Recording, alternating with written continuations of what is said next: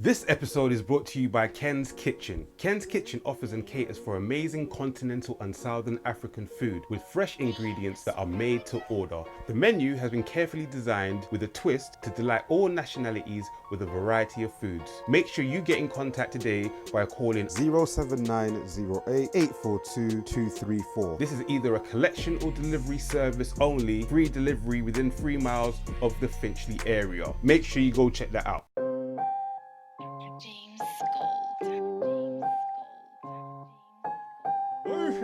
It's Knux. Way better. This is KnuxNKE, and you're currently locked into KnuxNKE TV. 2020 will go down in history as the most bizarre year of all time. We've seen pandemics, Liverpool winning the league, Black Lives Actually Mattering. How weird can this year get? Well, just now, breaking, Wiley has gone in a rant about Jewish people, basically, all over his Twitter account. It's caused a bit of a stir. The Guardian, Independent, all those people that don't really talk about black people in a positive light, but are the first people as soon as we say something. These guys were quick, 20 minutes, half an hour, story written up, and they basically ran with that. It was mad. This is what Wiley had to say. Listen to me, Jewish community. Israel is not your country. I'm sorry. You can't cancel me if you didn't build me. Get out of here. Israel does not belong to you. 12 tribes thing. Don't play with me because I don't hide behind lies. And then he's got like an Israeli flag as well. In fact, there are two sets of people who nobody has really wanted to challenge, Jews and KKK. But being in business for 20 years, you start to understand why. If you work for a company owned by two Jewish men and you challenge the Jewish community in any way, of course you will get fired, a la Nick Cannon. You get me? Wiley dropping bombs right now. I don't care because Israel is ours. What about that? Obviously relating to black people being the original Jews, you get me? Definitely research that. Learn your history and then you might understand why people are trying to keep it away from you get me? He also said, the law hides behind the police who are the KKK. Is it anti-Semitic to say Jewish people have power? That's a very good question. Like, have you ever noticed, when you start talking about Jewish people in any way, shape or form, you could just be like, yo, Jewish people have a lot of that's anti-Semitic, sir. That is anti-Semitic. But for years now, we've had black people, you know what I mean, monkeys, blackface, banana skins, monkey chants, all that, Nobody says anything in it. Like, this is the first year anyone said anything. But these, man, you even say Jewish the wrong way. They're like, hey, we ruin careers out here. And you know what they say? You know who's in power by who you can offend and who you can't offend, innit? It's one of them ones when they start saying, oh, we run this scene, we have the power to take you down. That's when a lot of the artists get shook. You get me? And that's why truth becomes a harder thing to tell because everybody's worried about the check. And then meanwhile, while all this is happening, UK MCs, UK audiences are breading Drake. Breading this guy. The guy's literally doing a minstrel show of UK artists, and he also did this. Let's not forget about this. This is a powerful image.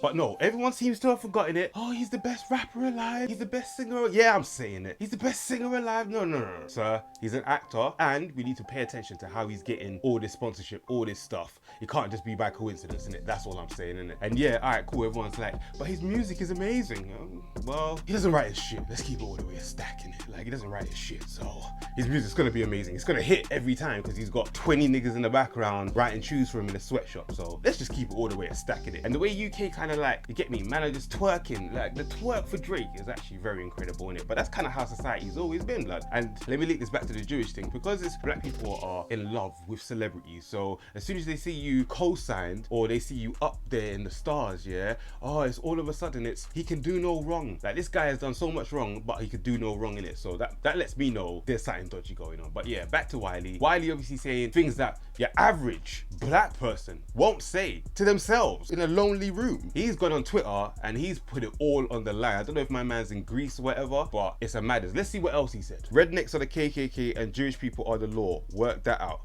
When you start digging deep into that, insane. Of course there's going to be replies, anti-Semitism, all that stuff. It triggers a lot of people, innit? So we've got a man in here named Daniel Sugarman. I have to say, this is bleakly amusing to see the anti-Israel crowd cheering on Wiley, apparently oblivious to the fact that he doesn't think Israel should belong to the Palestinians either, but rather the black Hebrew Israelites. You see, this is what they do, They try and divide and conquer again, innit? So instead of debunking Wiley and saying, listen, we've got historical evidence that you're talking complete and utter garbage, that would pretty much finish him off in terms of anyone listening to him because he'd be talking garbage. But nope, it's straight anti-Semitism, hashtag, you're getting shut down. They did it to Corbyn. So of course, obviously newspapers jumped on board, like I said. The Guardian had this to say, and pay attention to the way they skew everything. It's not about debunking or finding evidence to prove otherwise. It's straight, you're racist. Wiley, the chart-topping grime rapper and producer, has made anti-Semitic comments on Twitter, including a statement that places Jews alongside the Ku Klux Klan. Ooh, because they weren't involved in slavery either. Imagine that.